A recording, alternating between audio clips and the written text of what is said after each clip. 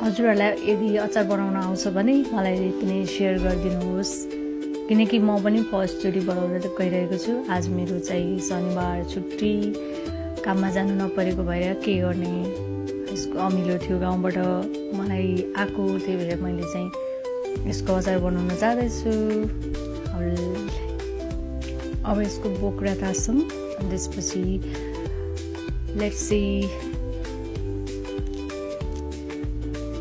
मैले चाहिँ अब यो फत्के अचार भन्ने बनाउन गइरहेको हो, त्यही भएर यो सबै बोक्राको यो भित्रको रेसाहरू निकालेपछि यसमा तोरी खोर्सानी पिस्दैछु। धेरै चाहिँ चाहिँदैन है, यसको लागि चाहिँ थोरै हाले पनि हुन्छ, त्यसैले थोरै हालेको मैले चाहिँ।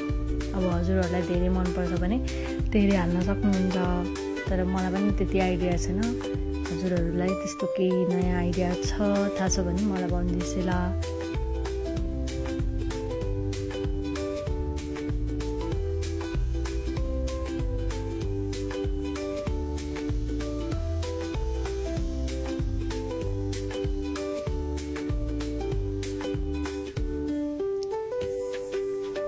मलाई चाहिँ अलिक कम जस्तो लाग्यो, थोरै मैले चाहिँ थोरै क्वान्टिटीमा चाहिँ यसमा चाहिँ फेरि तोरी थपेको छु। मैले एउटा कराई बसालेँ, त्यसमा थोरै तेल हाल्दैछु। त्यसमा अहिलेलाई चाहिँ थोरै तेल हाल्दा पनि हुन्छ है, अहिलेलाई चाहिँ मेथीहरू फुराउनको लागि।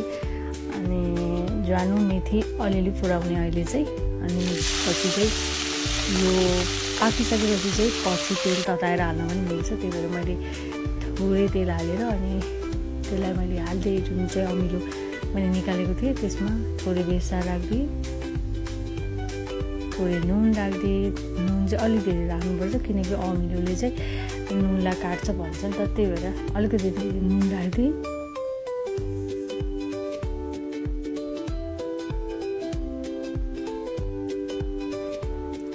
मैले यो एकछिनसम्म पकाइरहेको हो, यस्तो बन्दैछ।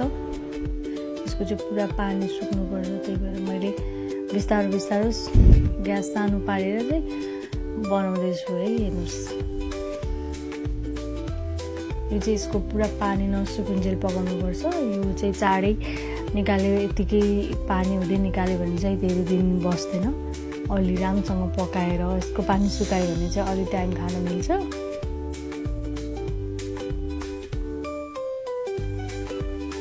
अब यो हजुरहरूले चाहिँ त्यस्तो राम्रो वाउ तरिकाको देखिसकेको छैन, किनकि यसमा चाहिँ मैले धेरै खोर्सानी पिरो मन नखाने भएर नहालेको मैले चाहिँ।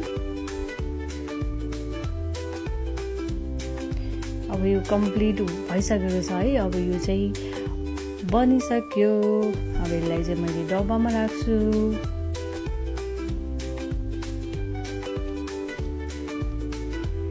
मैले डब्बामा राखेँ चाहिँ हजुरको चाहिँ सिसाको भाँडा भयो अझै राम्रो, मेरो चाहिँ जे भाँडा थियो मैले त्यसमै राखेँ। अब माथिबाट तेल तताएर हाल्दिएँ।